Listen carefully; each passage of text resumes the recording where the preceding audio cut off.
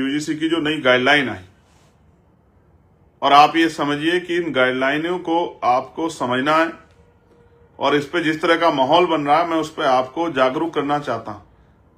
कई बार मीडिया के साथी सवाल पूछते हैं, लेकिन सीमित सवाल पे सीमित जवाब देना पड़ता है, लेकिन विस्तृत रूप से मैं आपके सामने कई चीजें रखना चाहता हूं।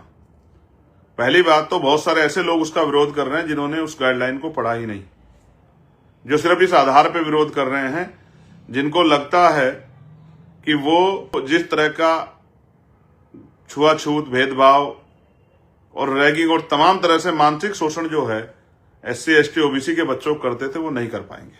जिनको ऐसा लगता है वो, उनको बड़ी चिंता हो रही है, जो जातीय पूर्वाग्रह से भरे हुए हैं, जो जातिवादी मानसिकता रखते हैं, जो जातंकवादी हैं, उनको इस बात की पीड़ा है कि अब जो हम शोषण, जो अपना जन्म से अधिकार समझते थे, इन वर्गों का अपमान करना, ये इस पीड़ा से जो है वो हमारे लोगों को तकलीफ नहीं दे पाएंगे। ये उनके मन में बात है। और मैं ये भी बताना चाहता हूं कि ये नॉर्म्स किसी के विरोध में नहीं है, क्योंकि डर उसे लगेगा जो अपराध करेगा। जो अपराध नहीं करेगा उसे किस बात के लिए डरना, उसको किससे डरना? जो अपराध करेगा उसको डर लगेगा, जो अपराध करने की सोच लेके बैठा उसको डर लगेगा, जो अपराध की सोच के साथ आगे बढ़ा उसको डर लगेगा। जो अपराध की सोच ही नहीं रख रहा है उसको किसी कानून से डरने की क्या जरूरत है? ये वो लोग डर रहे हैं जो लंबे समय से इस काम करते आ रहे हैं। आज उनको लगता है कि अगर ऐसा करेंगे तो उस पर कार्रवाई हो जाएगी। हालांकि बहुत कुछ होने वाला नहीं। आप इस बात को इस तरह से भी समझिए कि 2 अप्रैल 2018 के आंदोलन के बाद सरकार ने कहा था कि हमने SC, ST एक्ट को मजबूत कर दिया। कितना मजबूत किया उसका उदाहरण बताता हूं।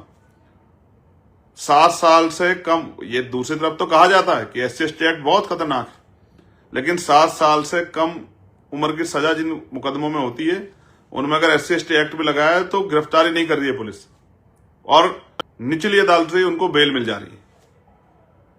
ये मैं आपके सामने बता रहा हूं कि कितना मजबूत किया सरकार ने। ये इसलिए कि आपको जानकारी हो कि सरकार क्या कर रही है, और इसमें बहुत सारे लूप होल है, कोई स्पष्ट नहीं है। ये जो है स्पष्ट रूप से कोई कानून नहीं है कि क्या क्या चीजों को हम लोग उसकी मान्यता में लाओगे। और इसमें आपने जोड़ दिया है आर्थिक रूप से कमजोर वर्गों के बच्चों को, दिव्यांग जन बच्चों को। तो आर्थिक रूप से कमजोर वर्ग के जो बच्चे हैं जिनका आप जिक्र करें, तो EWS के अकॉर्डिंग जो है अंडर में, वो तो सारे स्वर्ण जाति के। तो आप किस आधार पर कह रहे हैं कि कानून स्वर्णों के विरोध में? अब हमारे लोग इतने बेवकूफ नहीं रहे कि आप उनको कुछ भी पढ़ा दो और वो लोग पढ़ने लग जाए। ये जो विरोध है ये सब पॉलिटिकल विरोध है, और ये जानबूझ के इसलिए किया जा रहा है कि किसी दूसरे मुद्दे को डाइवर्ट करना चाहते हैं।